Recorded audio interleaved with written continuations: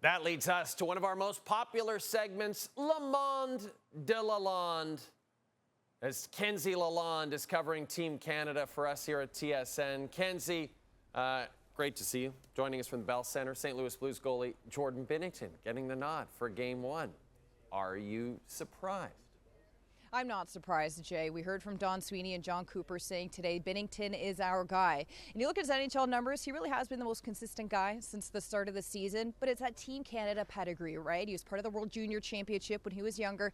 And of course, the most recent Men's World Championship in 2024. He was Team Canada starting goalie. He led them to the bronze medal game.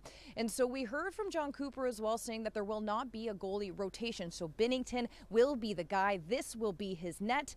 And it's also his job to lose if it gets to that point. Kenzie, Tuesday was picture day for this star-studded Team Canada lineup. We're less than 24 hours away from puck drop. Has reality set in for the players?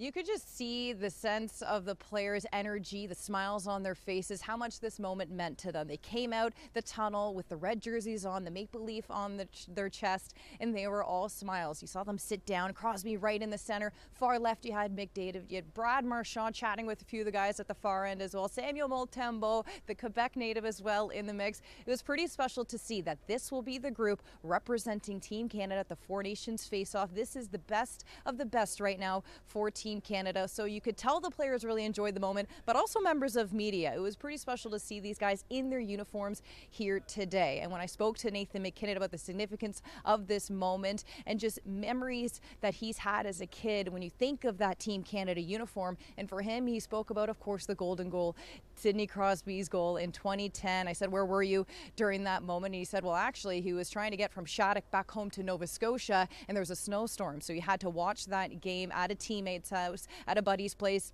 and they were all Americans. So he was pretty pleased and happy that Canada won that night, but he probably didn't make for a good house guest that night. Meanwhile, Adin Hill was at a Bantam AAA hockey tournament. When he watched the golden goal, for him was also a significant Team Canada memory. So Sidney Crosby is very much at the heart of all of this, and Nate kind of made the joke that he doesn't think Sidney Crosby's played with this many fans before because about half the team grew up cheering for him and watching him as a Canadian. That is amazing. Canada and the U.S. stacked with talent. Special teams maybe could be a factor in this one. Kenzie, in your opinion, which of the countries has the better power play unit?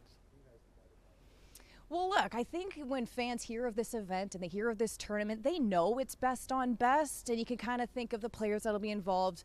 But all you have to do is look at these two top power play units for Canada and USA, and nothing will get you more excited. I mean, just look at this talent. For Team Canada, Makar, Crosby, McKinnon, McDavid, and Sam Reinhart in that bumper position. Like, just look at the talent. And then at the other end for USA, look out. You've got Fox, Hughes, Matthews, Eichel, and Matthew Tkachuk net front. So as I just look at these two power plays, it's going to be so exciting to watch. I mean, Jay, if it was up to me, I would just want to see like a special teams tournament just because of the talent that we have out here. I do think Canada has the edge, though, just because those guys are such gamers. Although we did hear from Connor McDavid saying today that it is top of mind for them to not want to overhandle the puck or make too many passes. Shooting will remain a priority for Team Canada. So as long as they keep that logic moving forward, I think Canada's power play is something teams will have to watch out for. Kenzie Lalonde covering Team Canada for us at the Four Nations face-off. This has been another exciting edition of Lalonde de Lalonde.